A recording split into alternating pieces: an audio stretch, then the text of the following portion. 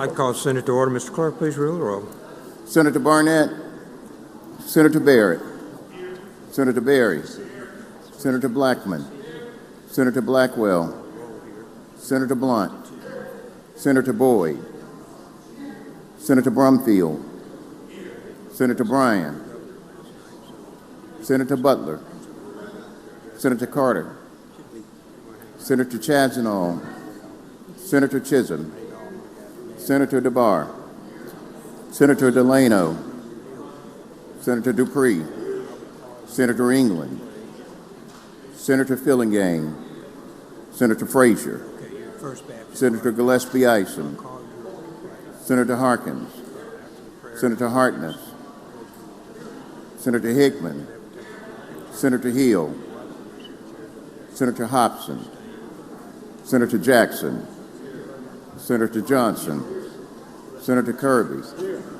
Senator Ladner, Senator McCon, Senator McClendon, Senator McMahon, Senator Michelle, Senator Mumford, Senator Norwood, Senator Parks, Senator Pope, Senator Rhodes, Senator Seymour, Senator Simmons of the 12th, Senator Simmons of the 13th, Senator Sparks, Senator Suber, Senator Tate, Senator Taylor, Senator Thomas, Senator Thompson, Senator Turner Ford, Senator Whaley, Senator Wiggins, Senator Williams, Senator Younger.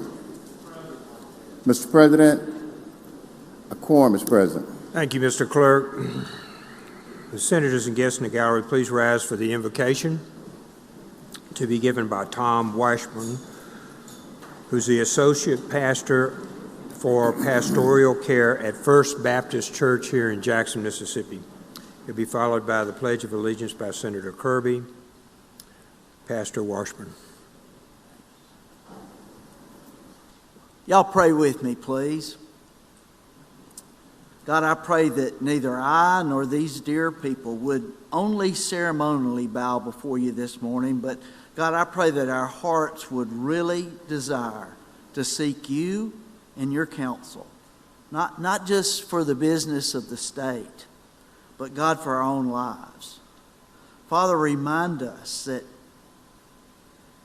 how badly we need you, and we thank you that you want us even more than we need you.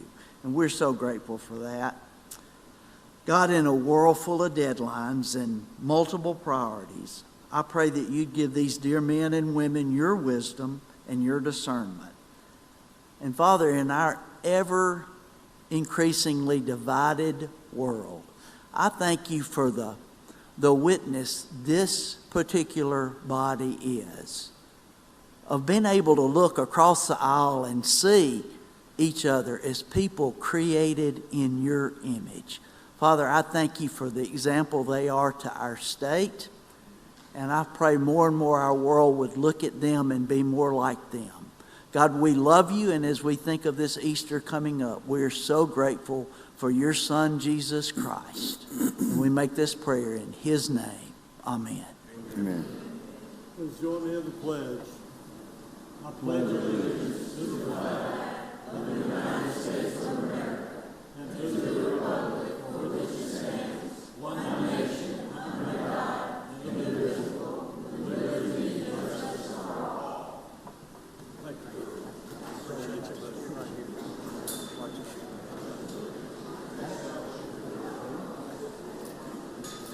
Thank you.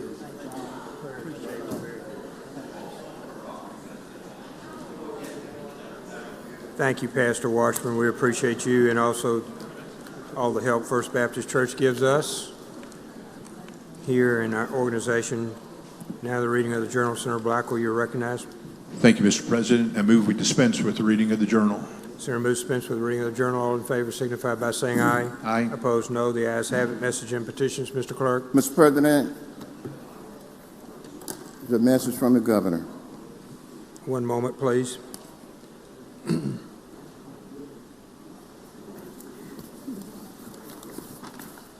Senate, we're going to read the veto message from the governor. Mr. Clerk. State of Mississippi, Office of the Governor, March 23, 2026. To the Mississippi Senate. Governor's veto message for Senate Bill 2632.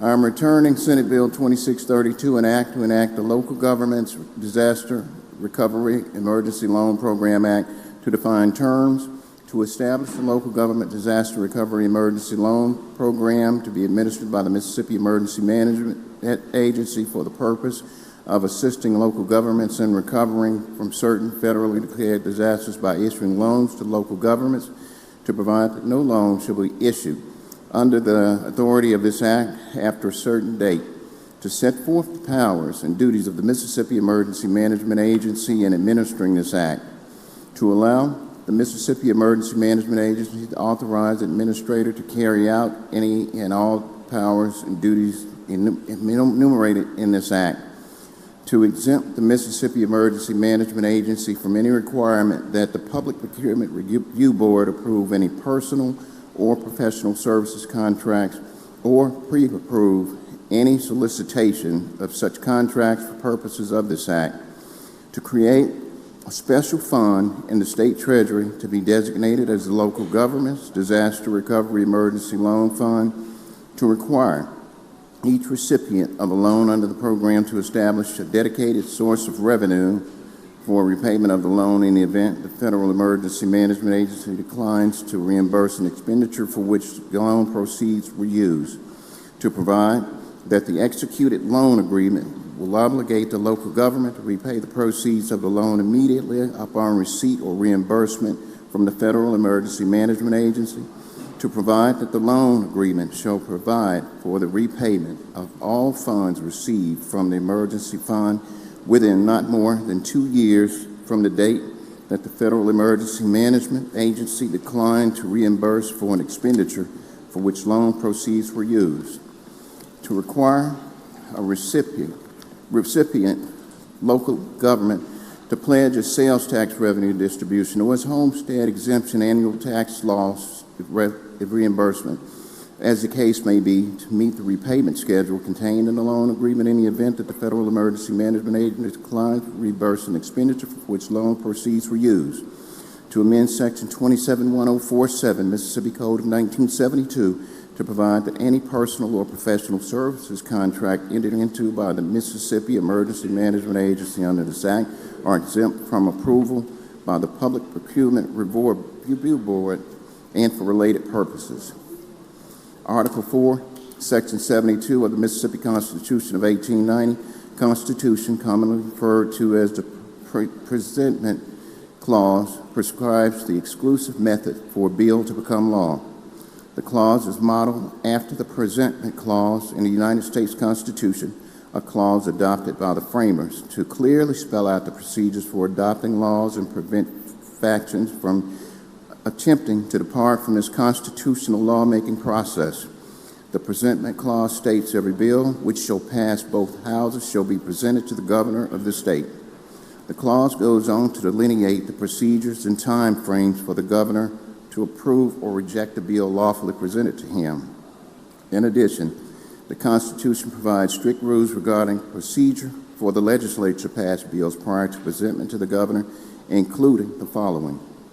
Article 4, Section 59, Introduction and Passage of Bills.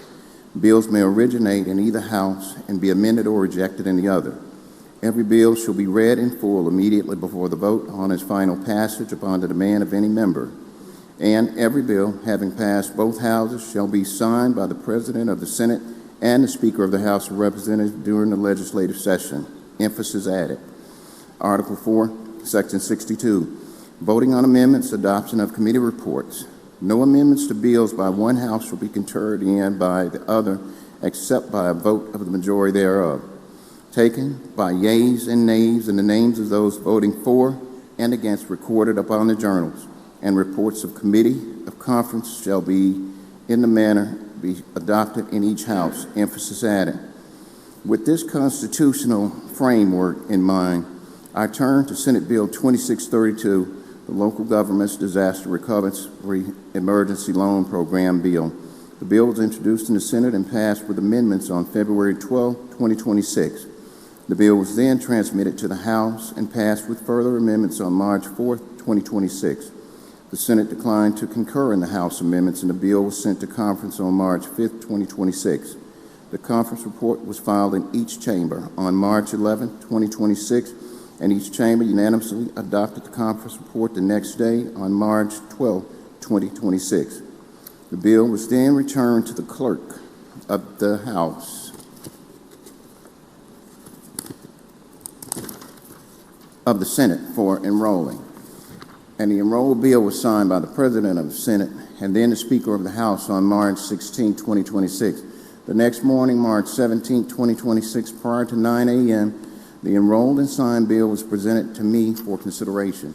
After the enrolled and signed bill was presented to me for consideration, Chairman Clay DeWeese sought unanimous consent of the House to fix a clerical error on line 110 of the bill. Specifically, Chairman DeWeese sought to delete the word monthly from the following sentence. After such time, a 1% monthly fixed interest rate to cover the administrative costs to service the loan. No member of the House objected in a unanimous consent motion, and the Speaker stated, seeing no objection, we will follow that procedure. See YouTube video of the House floor on March 17, 2026, 56 minutes and 30 seconds. Later on the afternoon of March 17, 2026, and again after the enrolled and signed bill was presented to me for consideration, Chairman Hobb Bryan, who was not a conferee on the bill, walked to the podium in the Senate to seek unanimous consent to adopt a change to correct a typo. Like Chairman DeWeese, Chairman Bryan sought to delete the word monthly from the line 110 of the bill. The acting president of the Senate put the motion in a vote, and the motion carried. See YouTube video of the Senate floor on March 17, 2026 at 5 hours, 7 minutes, and 28 seconds.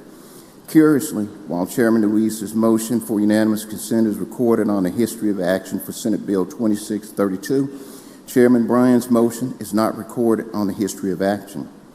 Despite the representations of Chairmans DeWeese and Bryan, the use of interest to be charged on any loan from the fund in excess of FEMA's reimbursement was a term that my staff had specifically negotiated with both Chairman DeWeese and the bill's author, Scott Delano, prior to the adoption of the conference report.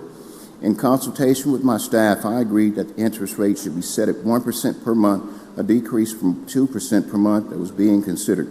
And that agreement was communicated to Chairman DeWeese and Senator Delano. 2 drafts of the conference report were provided to my staff prior to it being signed by the conferees, and both drafts reflected the agreed upon 1% monthly interest rate. Additionally, the 1% monthly interest rate is reflected on line 110 of the conference report signed by all 6 conferees and adopted unanimously by both House and Senate. These indisputable facts lay bare any assertion that the 1% monthly interest rate reflected in the conference report for Senate Bill 2632 and unanimously adopted by the legislature was either a clerical error or a typo. Incredibly, despite the fact that Senate Bill 2632 was presented prior to 9 a.m. on the morning of March 17, 2026, before either the House or Senate gavelled into session and attempted to amend the bill to correct the alleged clerical error or typo, the enrolled and signed bill that my office had received already contained the deletion of the word monthly. How is this possible that the enrolled and signed bill already reflected the results of motions made by Chairman DeWeese and Chairman Bryan hours later? Who in the Senate clerk's office authorized and made this change to the enrolled and signed bill prior to the House and Senate floor action on March 17, 2026? Was the decision limited to members of the Senate clerk's office staff, or were members of the Senate involved? What role, if any, did members of the House staff play in this change, or were members of the House also involved in the decision to make this change?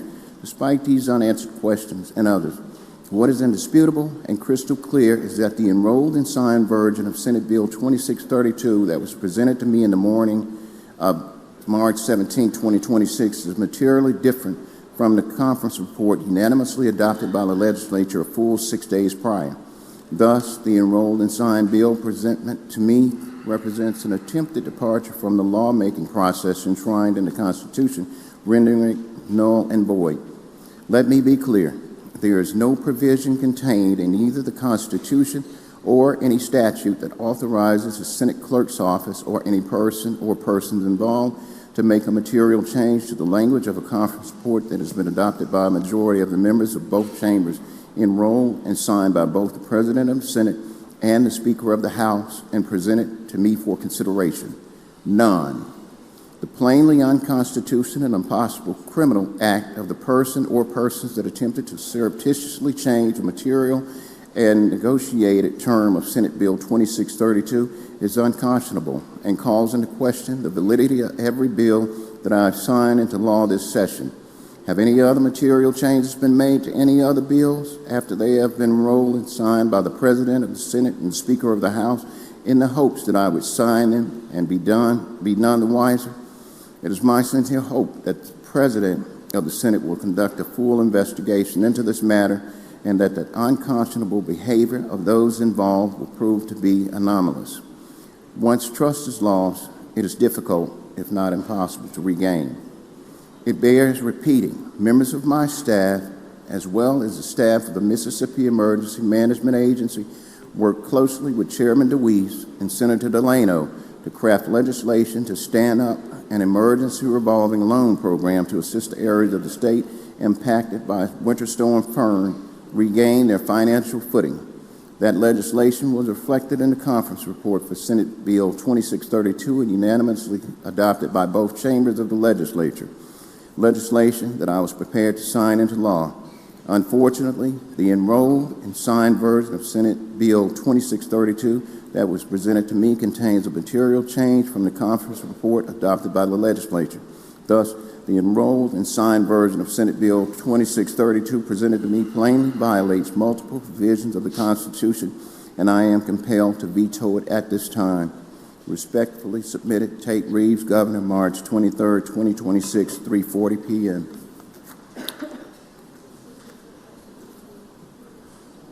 Thank you, Mr. Clerk.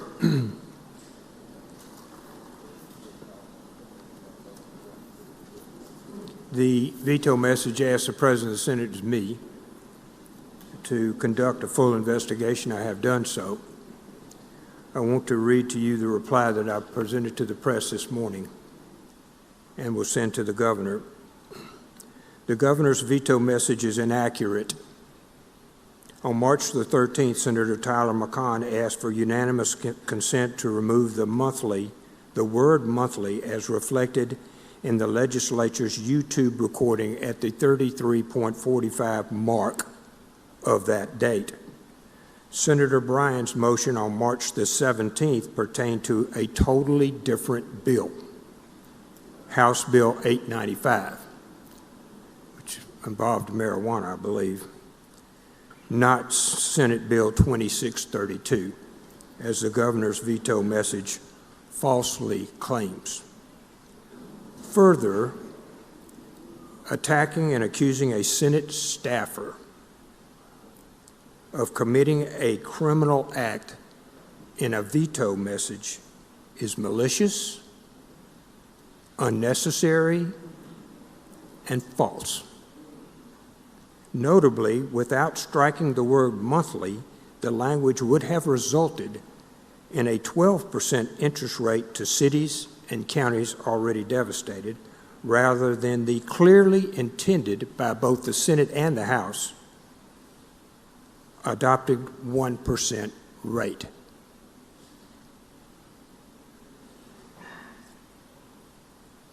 It's my intention to provide this legislation to these cities and counties that desperately need it, if any of you have been there and those of you who have suffered with it, as soon as physically possible. And further, that bill contain a 1% per year interest rate. Further, that it contains, as it did, a 0% interest rate until such time as they get reimbursed by FEMA. So there will be no interest charged to our cities and counties until they get FEMA reimbursement, at which time they will be charged a 1% rate of interest till they pay the state of Mississippi the funds that are lent to them in this time of disaster. Senator McConn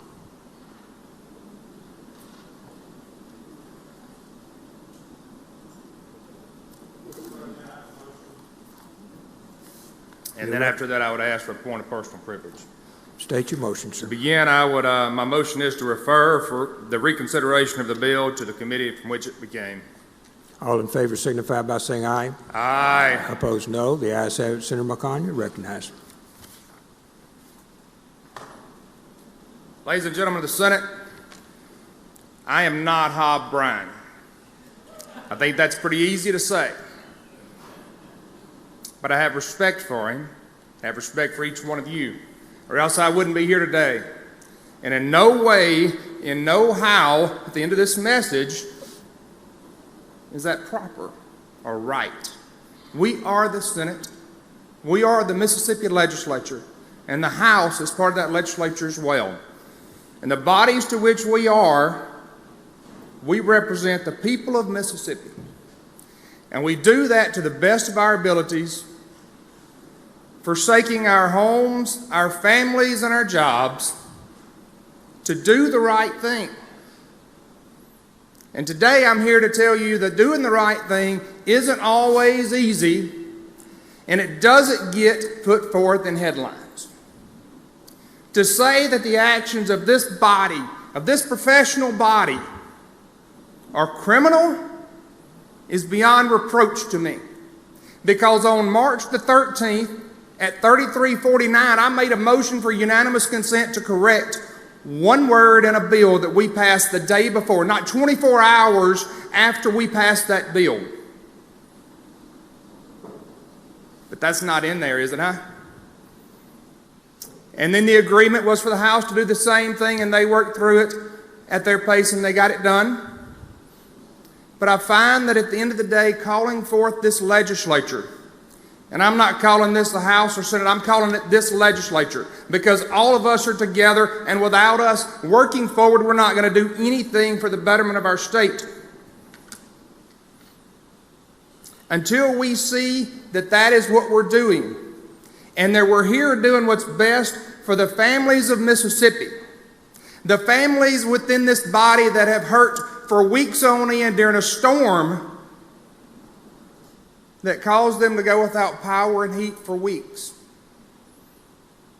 And then now we're at a point where we have a veto message that says we were criminal in our actions. That's incorrect. And to be honest with you, that really, really bothers my soul.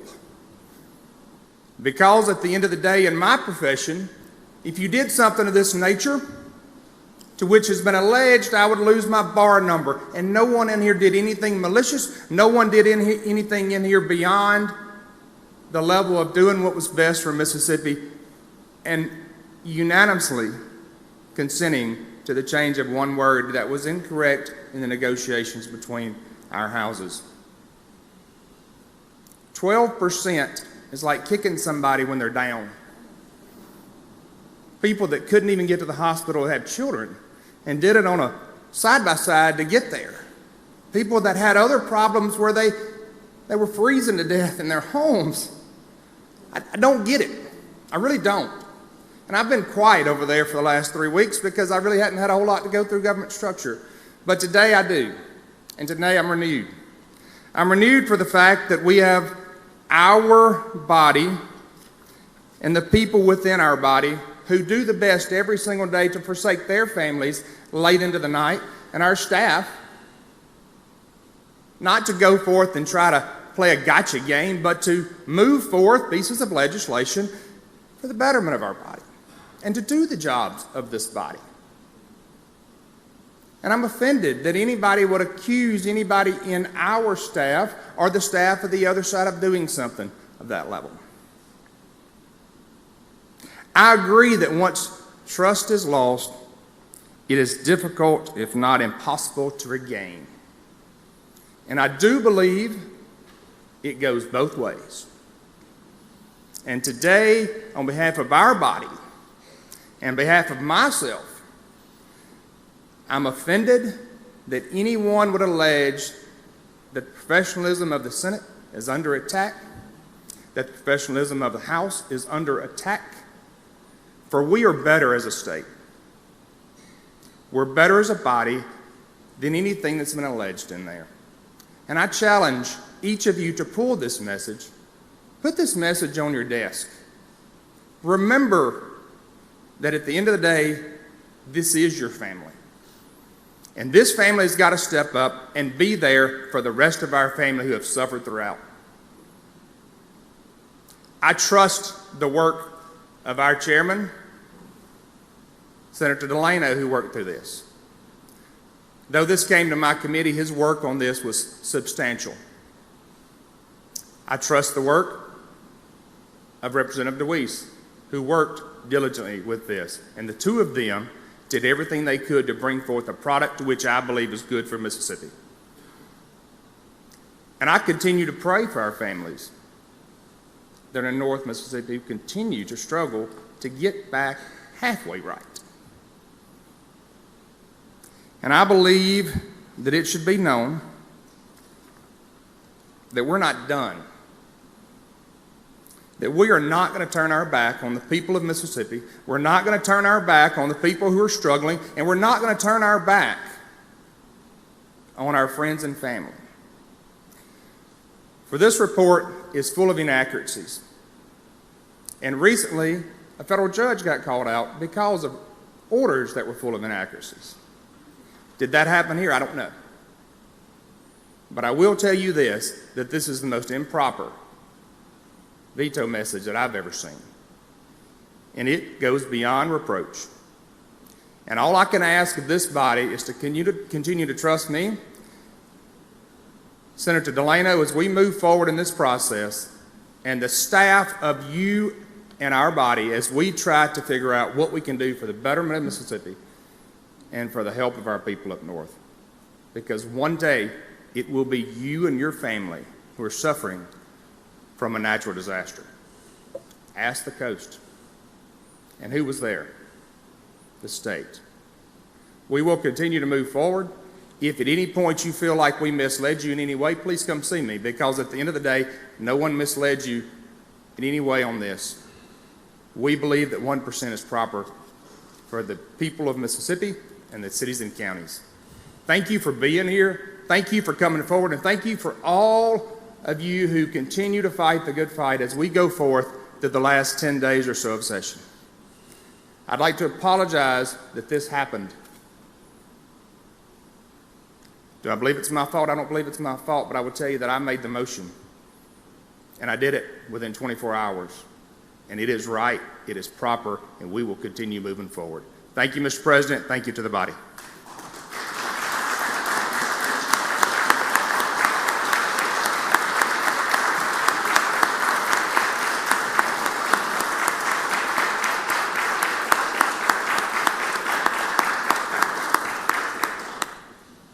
Thank you, Senator McCon.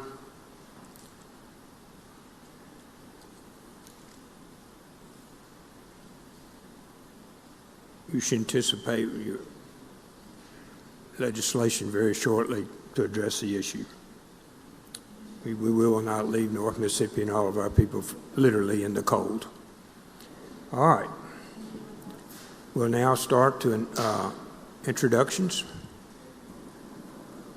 I'm sorry, but I mentioned the other day we never get a message in petition. I probably shouldn't have said that. Look what happened. Committee reports, Senator Blackwell. Thank you, Mr. President. I move we dispense with the reading of the committee reports.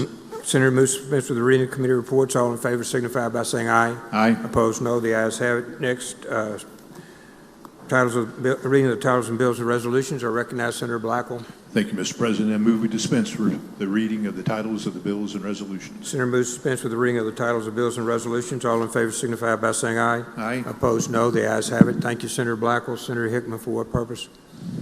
Introduction, Mr. President. Please proceed. Mr. President, I have two introductions on today. Joining us in the South Gallery is the Mississippi Farm Bureau Federation Peanut Committee. We have Lonnie Fortner of Claiborne County, Van Hensling of Perry County, Joe Morgan of Forest County, Malcolm Broom, the Executive Director of the Mississippi Peanut Growers Association of Forest County, and Brendan Zerweiler, Mississippi State Peanut Specialist of Lowndes County. And they provided peanuts that are on our desk today. Yeah. Would you please make them feel welcome?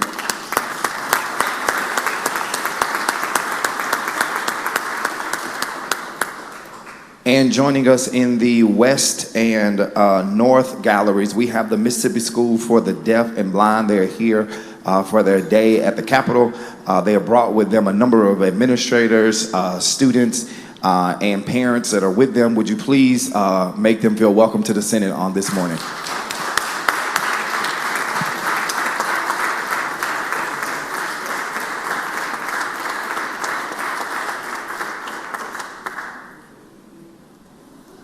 Welcome to you both. Senator Berry, For an introduction. please proceed. Senator, it is my pleasure today to introduce the doctor of the day. He is my personal doctor down in Simpson County, the Simpson General Hospital and Clinic. He is also the secretary of the Mississippi State Medical Association. And down in Simpson County, the legend of his field goal talent kicking back in the 80s still lives large. Please help me welcome Dr. Chip Holbrook.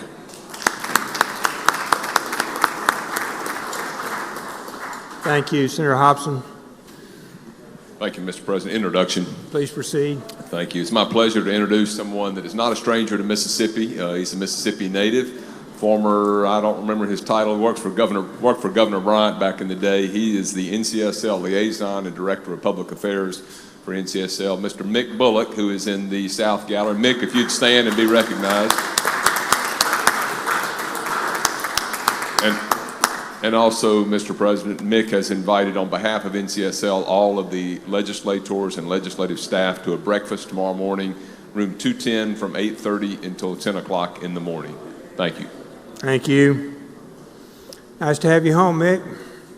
Hope you stay a while. It's good to see you. Welcome. Senator Rhodes? Senator Whaley, I apologize. Senator Whaley. Thank you, Mr. President. Today being National Ag Day, a lot of events have taken place, and you all have seen that there was a milking competition that took place just a few minutes ago. It is my honor to announce to everyone that the Senate owns ag once again as we welcome our milking champions to the floor.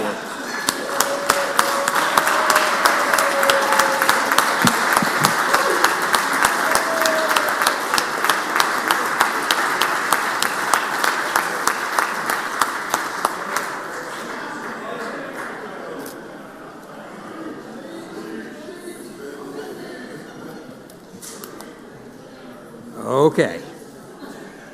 Senator Simmons, Introduction, Mr. President. please proceed. Thank you, Mr. President, and members of the Senate. In the South Gallery, there's a group called Uplift. It's a leadership group sponsored by Mississippi Power. I ask that they all will stand with the Mississippi Power Uplift group and ask the Senate to make them feel welcome.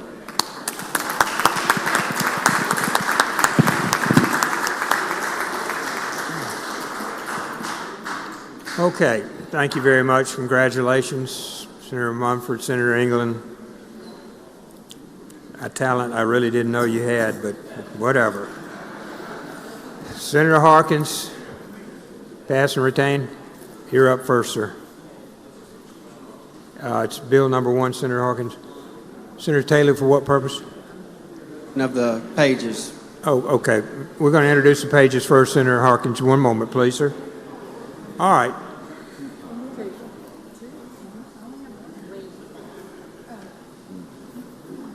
Do the pages, and we have one floor presentation, or two.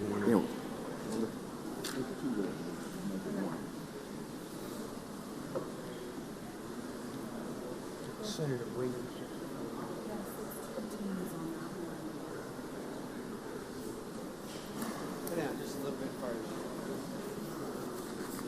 Y'all may need to move down just a little bit there, ladies and gentlemen, so we can get them all on here. Got quite a large crew today. Mr. President, Senate, it is my honor this morning to introduce to you our junior pages for this week. We have quite a large group. We have paging for myself, Anna Bell from Lena, Lakeland Darby from Philadelphia, Rayleigh Joe Busby from Carthage. We have paging today for our Lieutenant Governor, my niece, Hadley Jane Atkins from Philadelphia. We have paging today for Senator Pope, Cameron McKinney of Batesville, Caitlin James of Clarkdale. We have paging for Senator Fillingham, J.C. Mitchell from Collins, Eli Brewer from Mendenhall. We have paging for Senator Blunt, Jefferson Keller from Jackson, Mason Lewis from Pearl. We have paging for Senator Younger, Sonu Sethi from Madison. We have paging for Senator Hill, Jaden Wagner from Picayune. We have paging for the Lieutenant Governor, Latrell Camper from Jackson, Ann Melton Hewitt from Jackson, Jackson Jenkins from Madison, Anna Catherine Woods from Pearl, Campbell McHenry from Pearl, Catherine Roark from Purvis, Jacob Roark from Purvis, Trinity Fortenberry from Mendenhall, Chloe Fairman from Jackson, Lolly Smith from Greenville, Caitlin Bailey from Pearl, Sophie Scutch from Pearl, and Harris Oakley from Jackson. Senator, if y'all would, give them a round of applause, and we thank you for your service.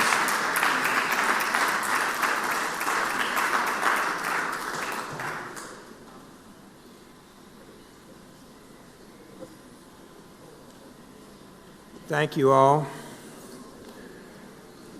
Glad to have you with us this week.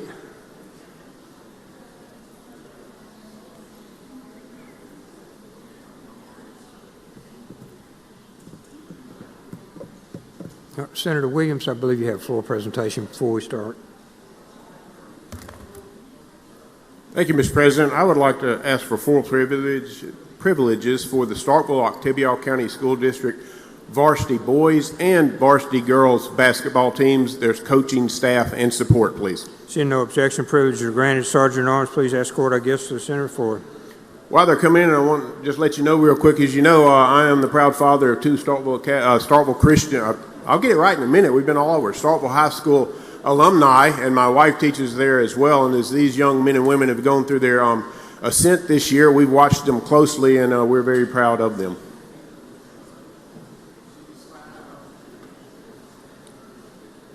And if there's anyone that would like to join us up here, you're welcome to do so. Goodness gracious.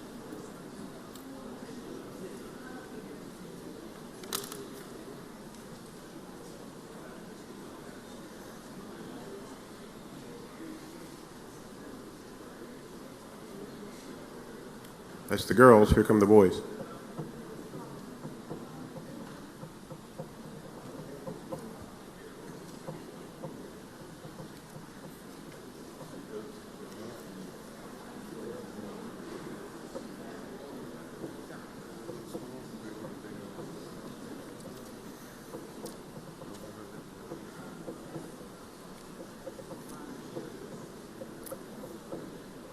Senators Turner, Ford, Senator Younger, and myself have parts of Octibbeal County. Okay, Senator.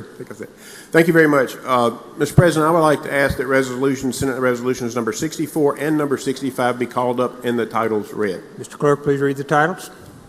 Senate Resolution number 64, a resolution commending and congratulating the Starkville High School Yellow Jackets girls basketball team and Coach Matt Wilbanks for winning the 2026 Class 7A State Championship. Now, therefore, be it resolved by the Senate of the State of Mississippi that we do hereby commend and congratulate the Starkville High School Yellow Jackets girls basketball team and Coach Matt Wilbanks for winning the 2026 Class 7A State Championship and extend to the team, coaches, parents, and sponsors our best wishes for future state championships. Be it further resolved that this resolution be presented to Coach Matt Wilbanks and Starkville Principal Dr. Watrous Harris, forwarded to the Starkville-Octibbeal County School Board, and be made available to the Capitol Press Corps.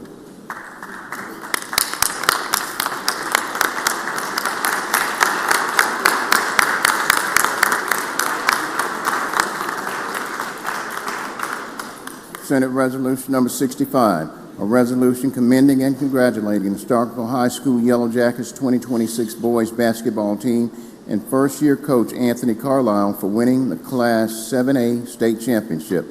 Now, therefore, be it resolved by the Senate of the State of Mississippi that we do hereby commend and congratulate the Starkville High School Yellow Jackets 2026 boys basketball team and first-year coach Anthony Carlisle for winning the Class 7A state championship and extend to the team, coaches, parents, and sponsors our best wishes for future victories.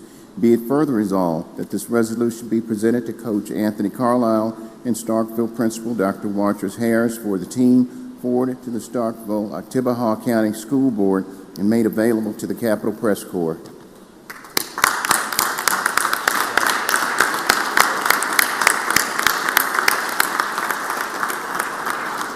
Thank you, ladies and gentlemen of the Senate. Mr. President, I would like to ask that Coach Matt Wilbanks be allowed to address the Mississippi Senate. Coach Wilbanks, you're recognized to address the Senate, sir. On behalf of the Starkville Lady Jackets, we just want to thank you for having us today, and that we're honored for what you've done for us. Thank you. Mr. President, I would like to ask that Coach Anthony Carlisle be allowed to address the Mississippi State Senate. Coach Carlisle, you are recognized to address the Senate. There you go. On behalf of our boys basketball team, we just want to thank you guys for their recognition today from me and my coaches and the players. Thank you.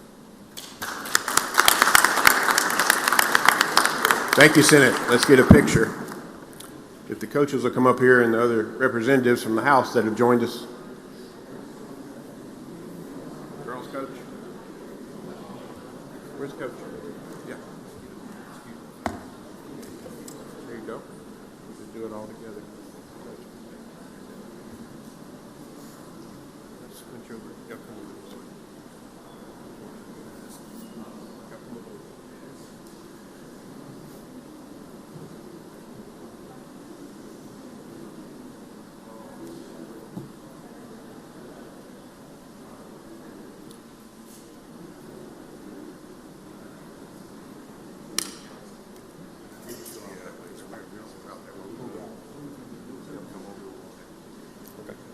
Congratulations. Thank you, Mr. President. Congratulations, ladies and young men. Very proud. It's a great achievement at that level. I played for your dad at Northwest a long time ago. How you doing? Doing good. Good. Doing all right? Yes, sir. See you back up there.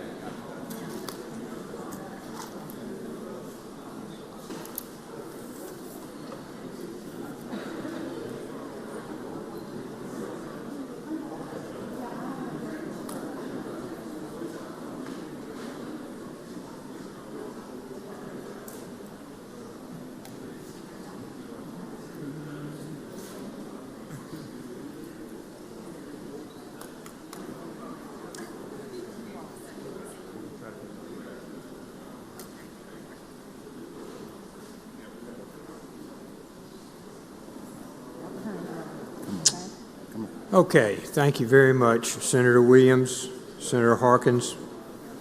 Item 1, sir.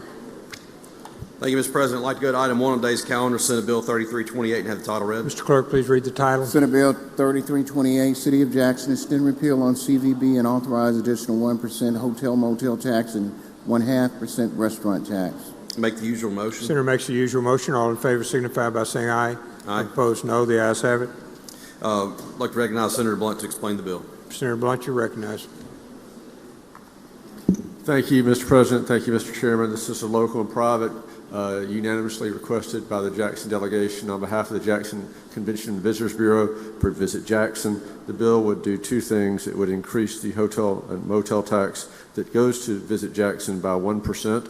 It would also increase the restaurant tax by half of 1%, 0.5%. There is a 60% referendum required. I'm happy to yield for any questions. Questions on the bill? Seeing none, Senator. Passage by use of the morning roll call. Use of the morning roll call has been requested. Anyone object to that procedure? Wish to be recorded as voting no. Present. Seeing none, the bill passes by use of the morning roll call. Senator DeBar. Announcement, Mr. President. Please proceed. Or introduction, excuse me. In the West Gallery, if the Senate will help me make welcome, if they'll stand, we have from Wayne County, we have the Wayne County Sheriff, Juice Mosley, as well as his Chief Deputy. If you could stand, let the Senate make you welcome. Thank you.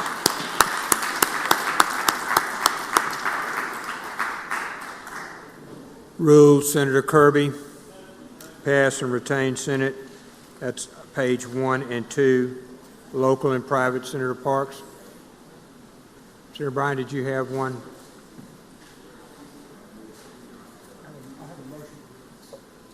Okay, we'll come to that shortly, sir. We're on local and private. Senator Parks first, and then we'll go to you, Senator Bryan. Senator Parks. Thank you, Mr. President. I'd like to call the item up and ask the title be read. Which one, ma'am? 22-6. Hang on one second.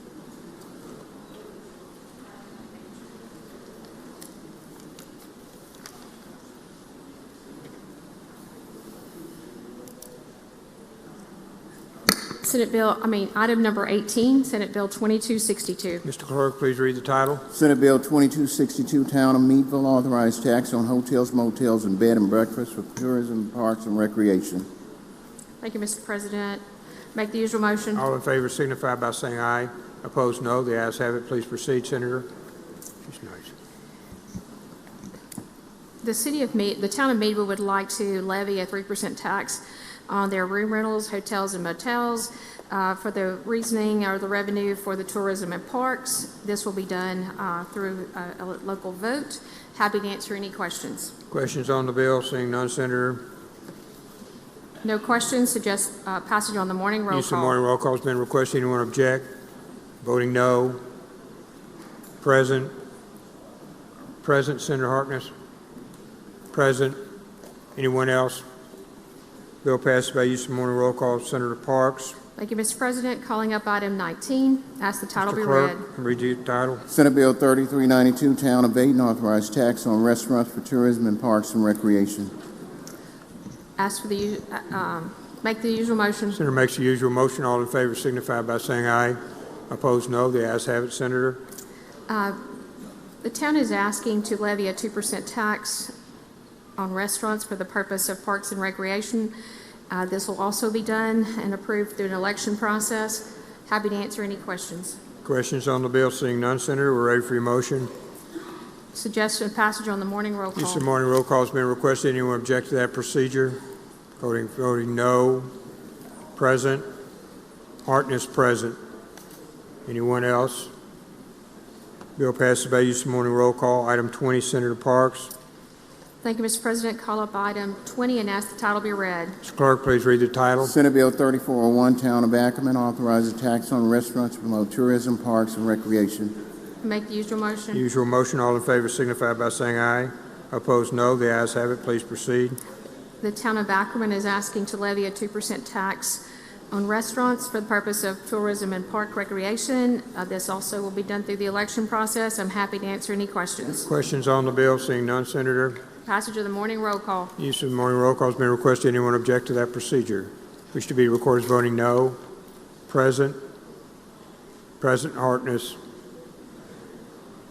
Bill passes by use of the morning roll call. Senator Bryan, you recognized for what purpose, sir? Mr. President, I'd like to enter a motion to reconsider on Senate Bill 2477, item 34 on yesterday's calendar. 2477, Mr. Clerk, item 34 on yesterday's calendar. Senate Bill 2477, Rural Health Transportation Fund monies require certain recipients to be subject to competitive bidding process. I move to table the motion to reconsider. Motion is to table. All in favor signify by saying aye. Opposed, no. The ayes have it. Thank you, Senator Bryan. Senator Chasnow. Boyd. Senator Boyd, we're on 22, Senate. I ask that we call up item number 22 and ask the title be read. Mr. Clerk, please read the title. Senate Bill 2610, Alcorn State University Biotechnology Building, renamed the Willie L. Simmons Biotechnology Building. My motion is that we do not concur and invite conference. All in favor signify by saying aye. Aye. Opposed, no. The ayes have it. Thank you, Senator. Senator Whaley. Pass and retain. Senator Blackwell.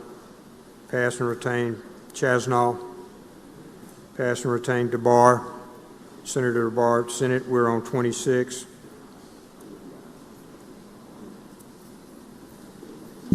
Thank you, Mr. President. I ask we call up item 26 and have the title read. Mr. Clerk, please read the title. Senate Bill 2103, School Counselors, the legal requirement of counselors to abide by the American School Council Association Code of Ethics. Mr. President, my motion is that we do not concur and invite conference. All in favor signify by saying aye. Aye. Opposed, no. The ayes have it. Thank you. Senator Brumfield, for what purpose? Introduction, Mr. President. Please proceed.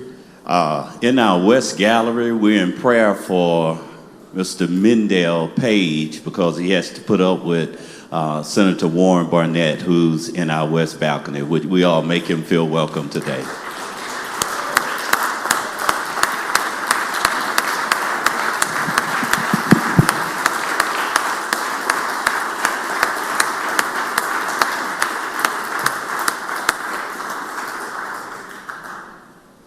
Welcome home, Juan.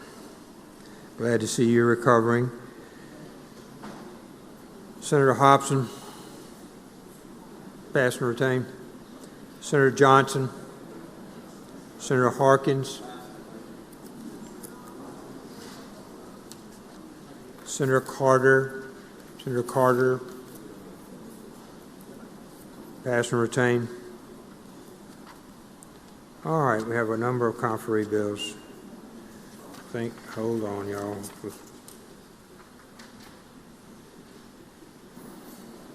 Any conferee bills? We go to finance, pass and retain to page 24.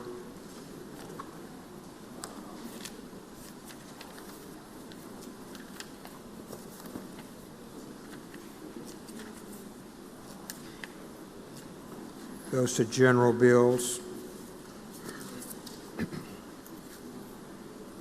Senator Boyd, pass and retain. Senator Johnson, Senator Whaley,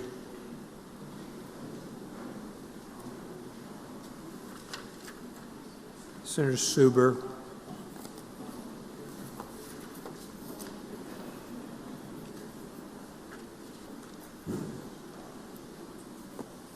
pass and retain. One moment, please.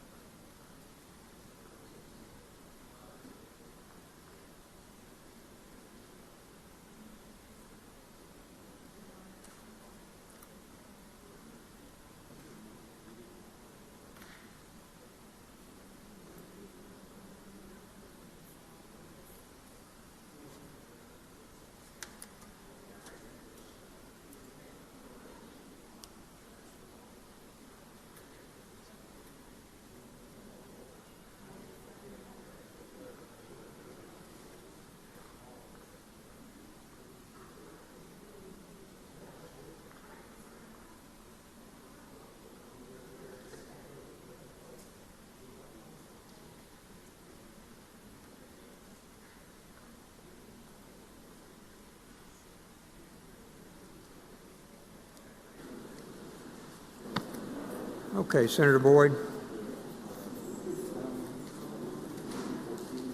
Are you doing those in block, Senator? Yes. Okay, I'm sorry. All right, Senator Boyd's recognized. Senator, we're on 206. Mr. President, I'd ask that we take up items 206 through 209 in block. 206 through 209 in block, Senate. Just a second. Suspend rules. Anyone object to that? All in favor signify by saying aye. Aye. Opposed, no. All right, 206 to 207. Okay. Mr. Clerk, please read the titles. Senate nomination number 19, Henry B. Bubba Hudspeth, Louisville, Mississippi, Mississippi Community College Board. Six-year term effective August 21st, 2025 and ending June 30th, 2031, representing the 3rd Congressional District as it existed in 1986. Senate nomination number 20, Yvonne Carroll Dolly Mascalero, Grenada, Mississippi, Mississippi Community College Board, 6-year term effective August 21st, 2025 and ending June 30th, 2031, representing the 2nd Congressional District as it existed in 1989. Senate nomination number 21, Dr. Peggy Diane Watson, Weston, Mississippi, Mississippi Community College Board, 6-year term effective August 21st, 2025 and ending June 30th, 2031, representing the 4th Congressional District as it existed in 1986. Senate nomination number 98, Vaden Arthur Clark, Jackson, Mississippi, Board of Directors of College Savings Plan of Mississippi to represent the 1st Supreme Court District, 5-year term effective July 1st, 2025 and ending June 30th, 2030. Senator? All these individuals all came before the committee. Their nomination came before the committee. All of them are reappointees. They have done an excellent job. I have talked with the individuals that serve on the boards with them as well, and serve on the board with one of these. And so my motion is at this time that we do advise and consent on all these nominations. Motion to advise consent. All in favor signify by saying aye. Opposed, no. The ayes have it. Thank you, Senator. Thank you, Senator. Senator Hobson. Introduction out of order. Please proceed. Thank you, Mr. President. In the South Gallery today, we have Will Wilkins from the Mississippi Law Institute. I would ask Will to stand in the Senate to make him welcome this morning. Glad to have you here. Anyone else on the calendar? Anyone else? Okay, announcements. Senator Bryan. Public Health and Welfare will meet immediately upon recess in room 216. We have some nominees who've been waiting patiently for their confirmation hearing, so we'll try to get started right away. Public Health immediately upon finishing. Senator Phillingain. For an announcement, Mr. President. Please proceed. Immediately after recess in room 210, the Corrections Committee will meet for a confirmation hearing. Immediately after recess, Corrections. Senator Johnson. Thank you, Mr. President. Tomorrow morning at 9:30 a.m. in room 216, business and financial institutions will meet for confirmation hearing. Thank you, Senator. Senator Whaley. Thank you, Mr. President. Immediately after Corrections in room 210, local and private will meet. Local and private. Senator Simmons. A motion to reconsider, Mr. President. Please proceed. I'd like to hold item number 32 on yesterday's calendar, Senate Bill 2588, on a motion to reconsider. To the chairman, Senator Kirby. Thank you, Mr. President. I'd like to call a Rules Committee meeting in the Pro Tem's office at 2:30 today. 2:30 today, Rules Committee.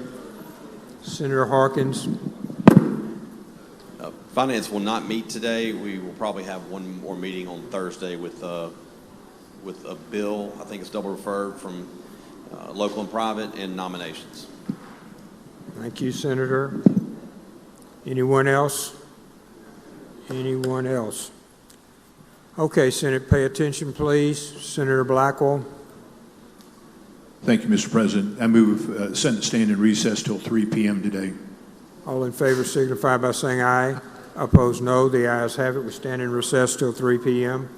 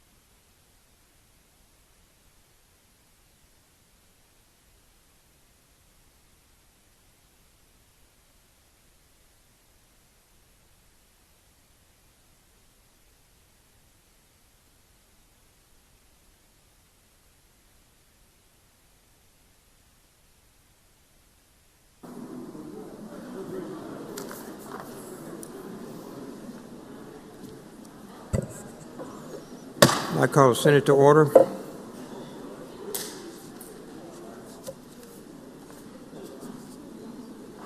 First, want to go to the calendar. On the calendar, Senator Kirby, pass and retain. No, we've gone through it once. I'm going to go through it again. Does anybody have anything on the calendar? Anything on the calendar?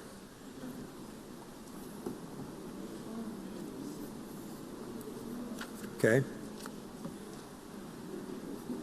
As you know, we're all working very hardly on a number of matters, include those ones which we discussed earlier this morning. And so we'll continue to work on those and try to have an expedited treatment for the legislation. Senator England, for what purpose, sir?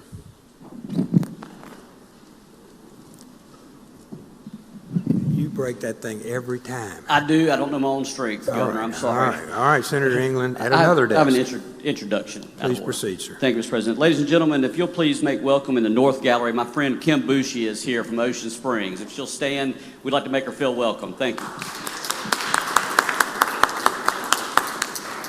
Welcome. Glad you're here. Okay, anyone else? Anyone else? All of you are in meetings, and I appreciate you doing that, and appreciate you looking at your conference report. Senator McMahon, for what purpose, sir? An announcement at the proper time. It's proper. Please proceed, Senator. Immediately upon recess, if you're a peer member, there are 7 senators who are peer members. We will have a brief meeting in the back of the chamber. It should only last about 3 minutes. Peer in the back of the chamber, Senator Chasnow. Thank you, Mr. President. This is just to remind everyone of the Morgan Freeman Symphonic Blues experience, which is Friday night.